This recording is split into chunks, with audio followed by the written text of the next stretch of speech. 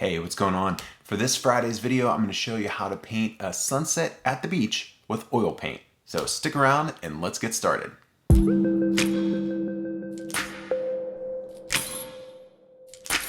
All right, welcome back. I'm Brian McCormick and this is Gallery Bry, where every Friday you can learn about oil painting techniques, materials, and even art marketing. So if you want to improve your painting and if you want to grow your art business, make sure that you hit that notification bell and hit that subscribe button so that you don't miss the videos that come out every Friday. And if you're new, make sure that you comment new down in the comments so that I can welcome you personally. So with that, let's go ahead and start painting.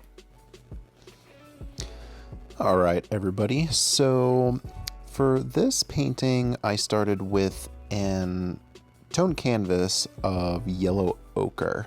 So I typically like to tone my canvases with a neutral color because it knocks out the white and it makes it easier to judge the values, the light and the dark, whenever I'm painting. Because if it was all white, if I were to put any white light colors in the sky, lighter values, they would just kind of disappear.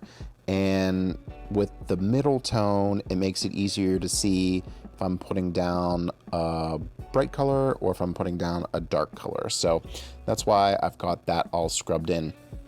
And I typically use a Galkyd medium that dries quickly. So I use Galkyd gel to tone the canvas because it dries pretty fast. It actually doesn't smell. It's got some Gamsol in it, but it really doesn't smell that bad. Okay, so right now I'm just drawing in the basic composition of the landscape here for the seascape, sunrise, sunset, whichever you think it is.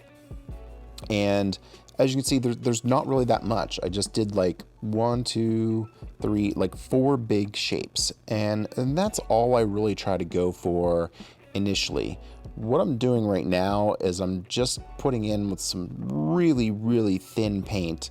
You want to paint thin to thick so that you can layer the paint more easily when you're doing alla prima. And I would say that this would be considered an alla prima painting because it's all done in one shot.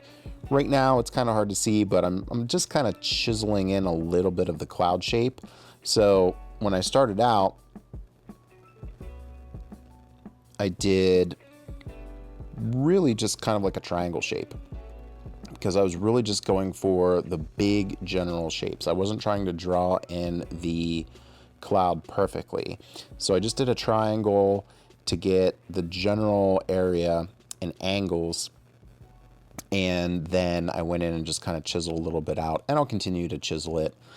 And mostly for the clouds, it's a combination of Payne's gray, maybe a little bit of black in there. And then for this, there's probably a touch of Naphthol scarlet.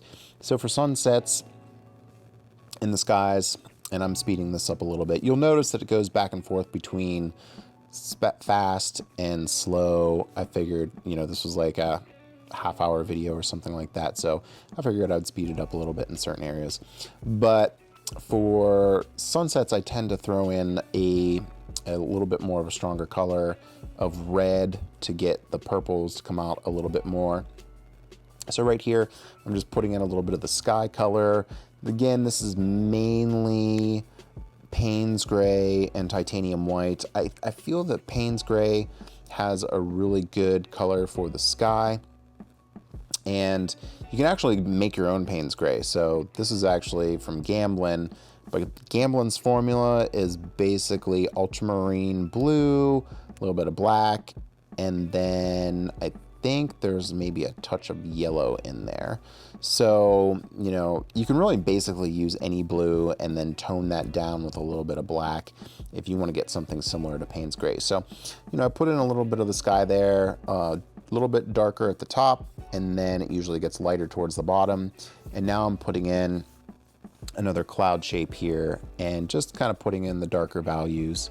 And this is a combination of mostly probably a little bit of Payne's gray, a little bit of Mars black, and probably a very, very slight touch of maybe Venetian red.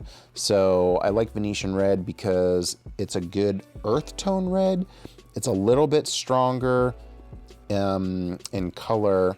It's definitely stronger in tinting strength, and the color is a little bit more vibrant. It's a little bit more, I guess, saturated than, say, a burnt sienna, which is a very kind of dull red-orange color.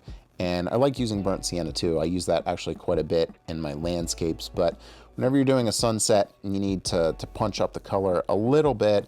And even this one is not super punched up. You know, it's still kind of a grayed down sunset, and I kind of like that. So here I'm putting in another cloud shape. This again is probably, you know, a touch of the Venetian red to get that purple color in there. It's probably a little bit of Venetian red and some Mars black. Now Mars black is very, very powerful, just like Venetian red. So for these colors, you really have to just put little tiny bits here and there because they're extremely powerful in their tinting strengths. It's good because they go a really, really long way. Now here, just putting in a little bit more of the sky color. If you see that with trees, people typically call these sky holes when you're just kind of punching in a little bit of the light shining through. So as it's coming down towards the horizon, it's getting a little bit lighter. And oftentimes I notice during sunsets, kind of halfway up into the sky, it's actually green. So it's kind of hard to tell here, but there is a touch of a green color in there, which I did with yellow ochre and probably some Payne's gray and a little bit of black. Now, right now, this is the Naphthol Scarlet that I just put down. That way you can punch up the red a little bit more. The Venetian red isn't quite that saturated in color, doesn't have that high of a chroma. And you don't need a lot, just a little bit of, you know, paint here will go a long way. And now I'm kind of putting in an orangish color. This is probably a mix of yellow ochre and Venetian red so that it's not too strong. Again, you'll notice that these colors are pretty grayed down. It's not bright orange, it's not bright red, it's not bright purple. And it wasn't really the look that I was going for. I tend to like my paintings to be grayed down quite a bit.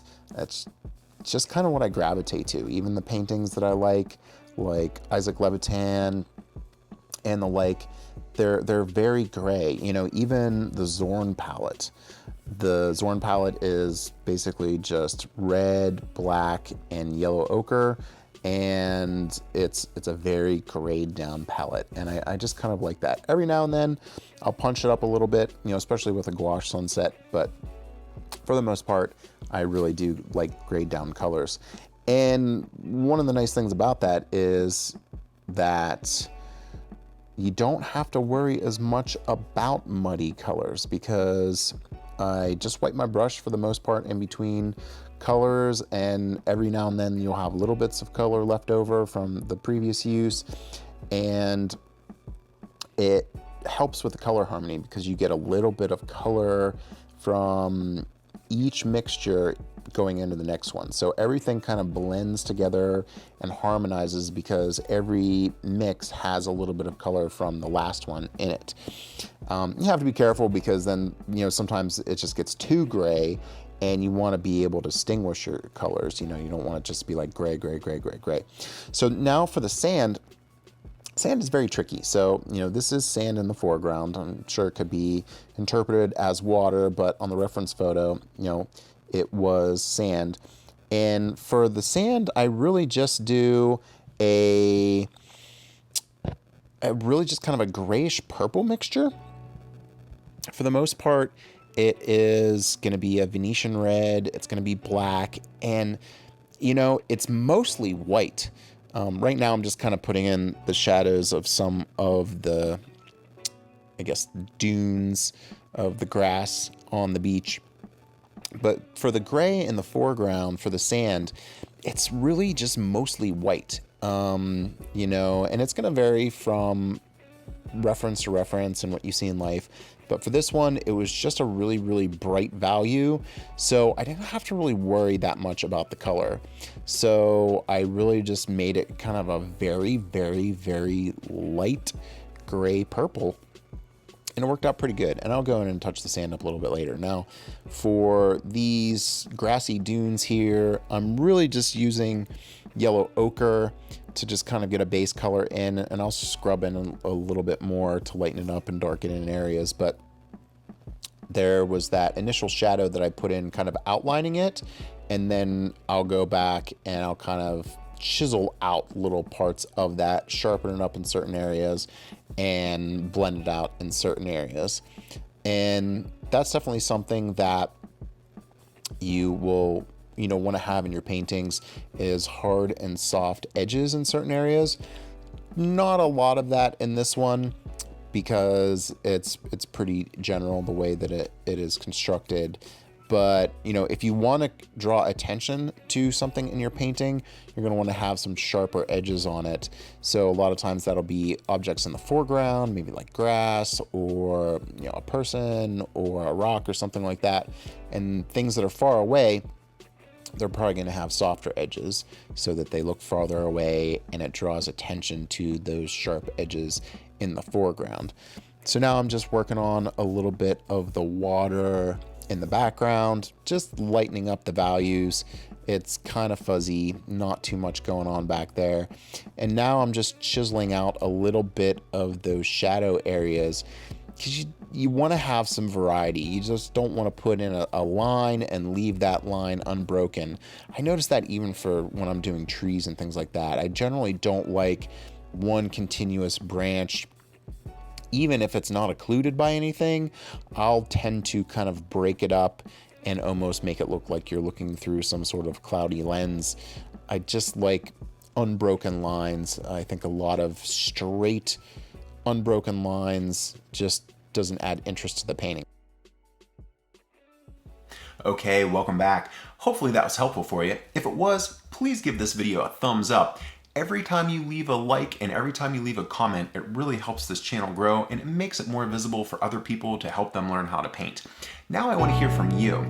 If you like landscapes or if you like seascapes, let me know down in the comments. And if you like landscapes, you might like this video as well. So don't forget to hit that notification bell, hit that subscribe button so that you don't miss the videos that come out every Friday. So with that, we'll see you next week.